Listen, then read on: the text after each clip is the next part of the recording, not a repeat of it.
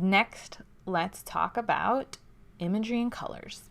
Now, I actually did a project in high school on colors and the emotions that they evoke. And you've probably seen blog posts about it. People have all kinds of different feelings and opinions, and there have been studies and research done. Blue is supposed to be calming and relaxing, and red is supposed to be passionate and, evoke emotions of like powerful emotions. I don't know if you ever read the Yellow Wallpaper, but yellow apparently drives you crazy a little bit.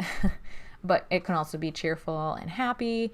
And there are positive and negative sides to every color, and there are so many different variations of color. There's tons of information about marketing and branding, and like, should your button be orange or should your button be red? And big companies are always doing testing on colors and all kinds of things. So my first piece of advice here is don't go too far down the rabbit hole. My guess is if I asked you what color do you think best represents your brand, you probably could say right off the top of your head one of the 7 main colors, or black or white or whatever. You might say, if you write horror, you might say black. If you write romance, maybe you say pink or red. If you write sci-fi, you're probably going to say blue or green or black or whatever. You have an idea in your head of what color best represents your brand, in the grand scheme of things. Or you at least have an idea of the direction that you want to go. Me personally, I don't really care which color represents my brand. What I care about is what color I like. I feel like if I like a pattern of colors, it's going to show itself in my work. That said, I also am really big on description. I write a lot of descriptions. I use a lot of color language in my books. And so in that sense, color actually does matter to me. It's just that specific colors don't matter that much. And I recognize that about myself. I'm not interested in colors that much. I don't care if I have a particular really defined palette, so long as they all kind of go in this same general blue, green, black direction. On the other hand, I know people who really love color, and everything that they do has to have exactly the same colors and subcolors. They have like an official palette that their newsletters use, and that is on their website. Fonts of different sizes have to be very different things. And there are people out there who this is their entire job. They do this for companies. And so you have to decide how important are your colors to you, and how much time and effort do you want to put into them. If they're very important to you, then by all means, go bananas. If they're not very important to you, then I recommend picking a general direction that you want to go and trying to stick there. Stick with it. If you prefer blues, then just kind of use blues on everything. If you prefer greens, just kind of use greens on everything. If you are a pink person, use pinks and, reds and whites. If you want to do, you get what I'm saying. I don't have to go through the whole rainbow. I do think that when you're thinking about colors, again, it goes back to your writing, it goes back to your reader promise, it goes back to your reader expectations. I'm going to guess that most sci-fi readers aren't expecting pink sci-fi. On the other hand, that could be your brand. Literally, you could have feminine sci-fi that focuses around pinks and whites and bright, cheerful colors. That's very distinctive, and that's very real. And if that's the kind of reader that you want to attract, then you should definitely go with that. So colors, in my opinion, the most important thing is that you're consistent about it.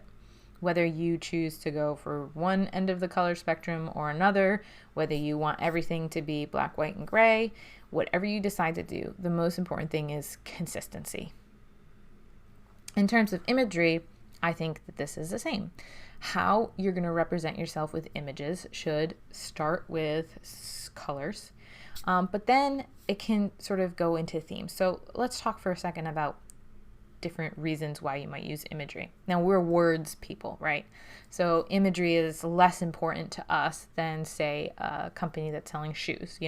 They need pictures of their shoes, they need images of their shoes, they want to create a whole lifestyle around their shoes, and they need to use images to do that. But as writers, our key piece of our brand is actually words, not images. So when we choose to use images, those images need to reflect the words that we're using somehow. They need to reflect the idea behind our brand, and they need to reflect our reader promise. So a few different ways that you can use images in your brand. Your website, so header images. If you have a blog, putting images in the blog is sort of a general SEO tactic. Your author photo you might want on there.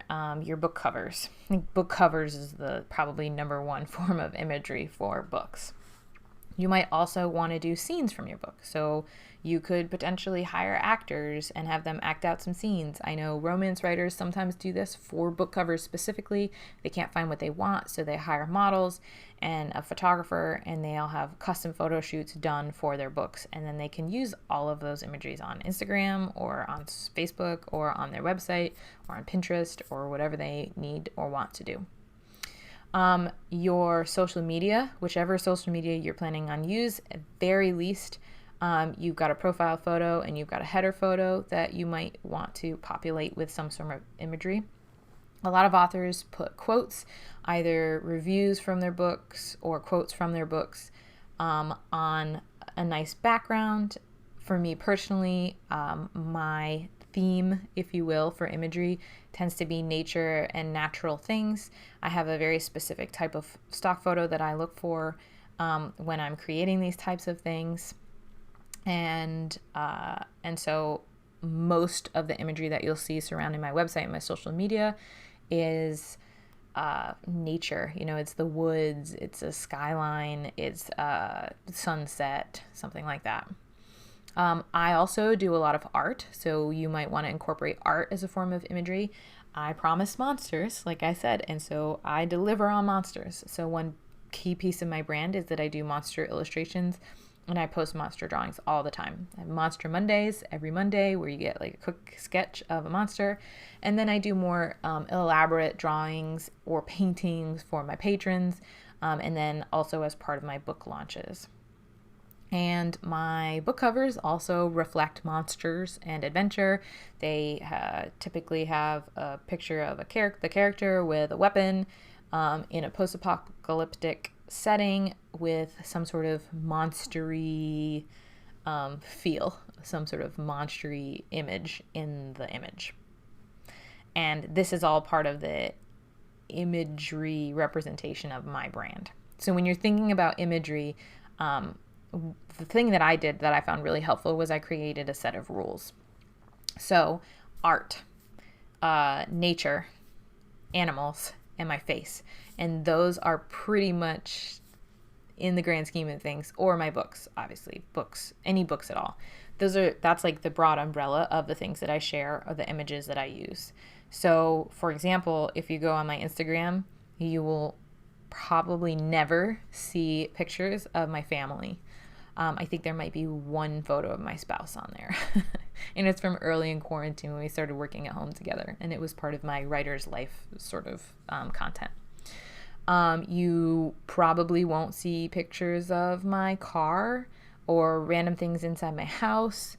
I don't take pictures of clothes. I don't take pictures of other people. I don't really take pictures of the city unless it's sort of a landscape, like contrasty to sky type of thing. So I created a simple set of rules that I follow for myself. I highly recommend doing this. Give yourself a structure to stay within. Your structure can be extremely rigid if that's what you want. You know, some people, like if you look at Instagram, they have, you know, a red photo, a white photo, and then a blue photo. And it's like that every single line. And you just see these like stripes down their account. Some people do, I think it's called puzzle images on Instagram, where they take a bigger image and they cut it into a bunch of little ones. You could do something like that. I personally, that's not my thing, but some people really like doing it. Some people do a black and white image every other one, or maybe they only post pictures of one thing. And you can do that on Instagram, you can do that on Facebook, you can do that on Pinterest, you can do that on your website. But I think the key is creating a simple set of guidelines that you can follow as you are deciding what imagery to use and what imagery to not use. And I've actually created a sort of a checklist or a guide to help you figure out what this simple set of rules would look like for you and your brand, along with a few examples of what I do for mine.